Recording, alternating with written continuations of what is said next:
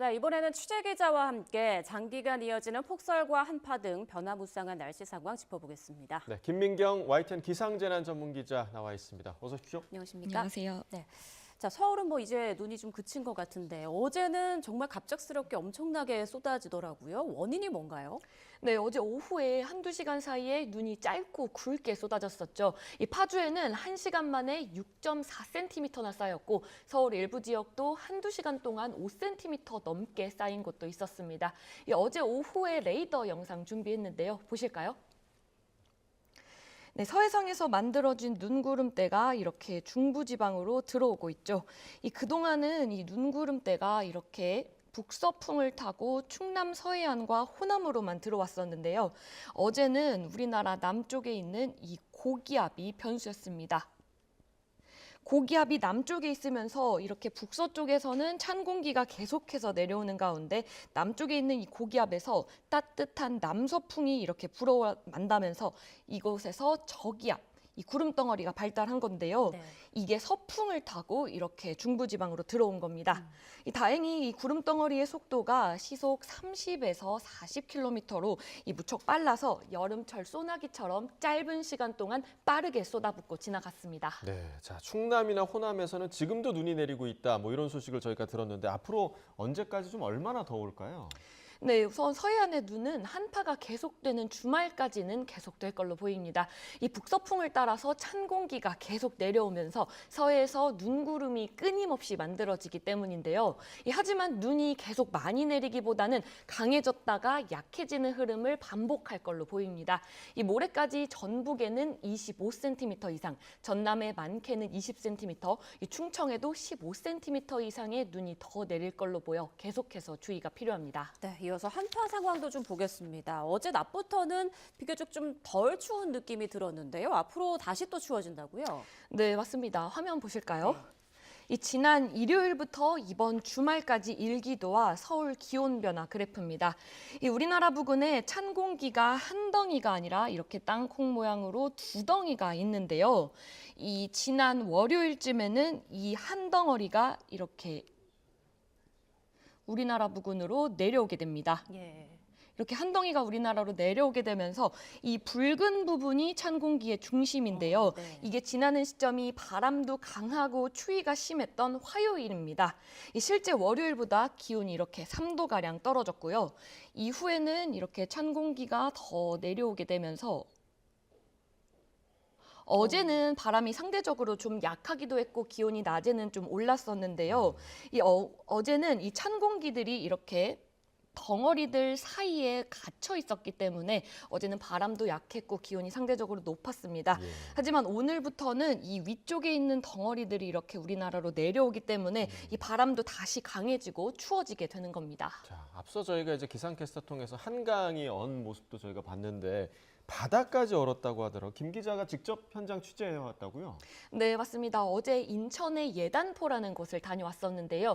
얕은 바닷가이긴 해도 바닷가 앞부분이 얼어서 하얀 얼음판으로 변했었습니다. 특히 배가 정박했던 곳은 꽁꽁 얼어붙을 정도여가지고 단단하게 얼어서 걸어도 될 정도였습니다. 네, 그런데 바닷물은 보통 소금 때문에 잘 안 얼지 않나요? 네, 맞습니다. 이 바닷물에는 소금이 녹아 있어서 일반 물보다는 어는 점이 낮기도 하고요.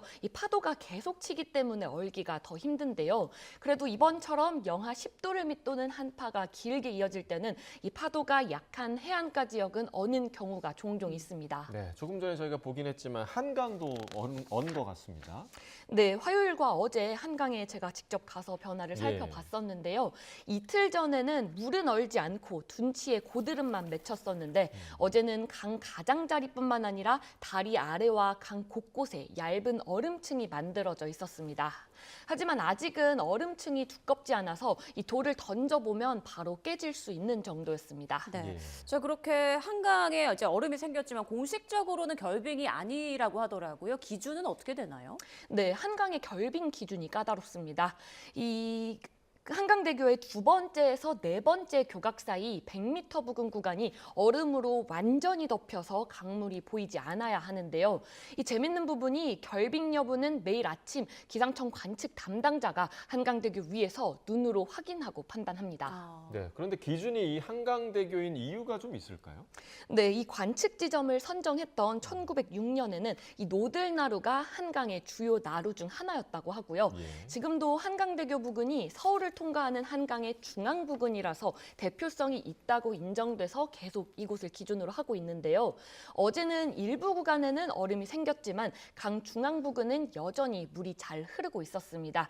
그런데 주말까지 추위가 길게 이어지는 만큼 주말쯤에는 결빙 가능성도 조심스럽게 전망되고 있습니다. 네, 그런데 이 길고 강한 추위가 북극 온난화와 관련이 있다고 하던데 이 부분도 좀 설명해 주시죠.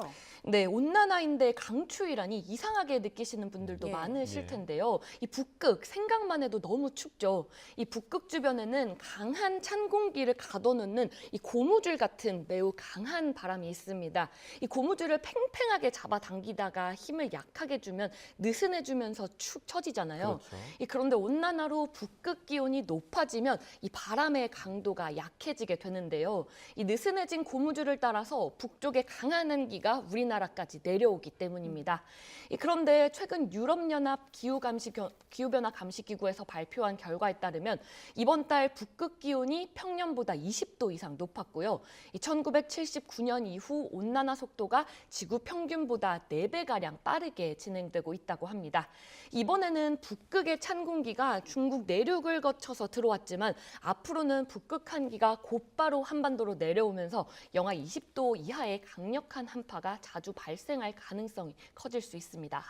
자, 그럼 당장 이번 한파는 언제쯤 좀 풀리게 될까요? 네, 다시 한번 일기도 화면 보실까요? 네.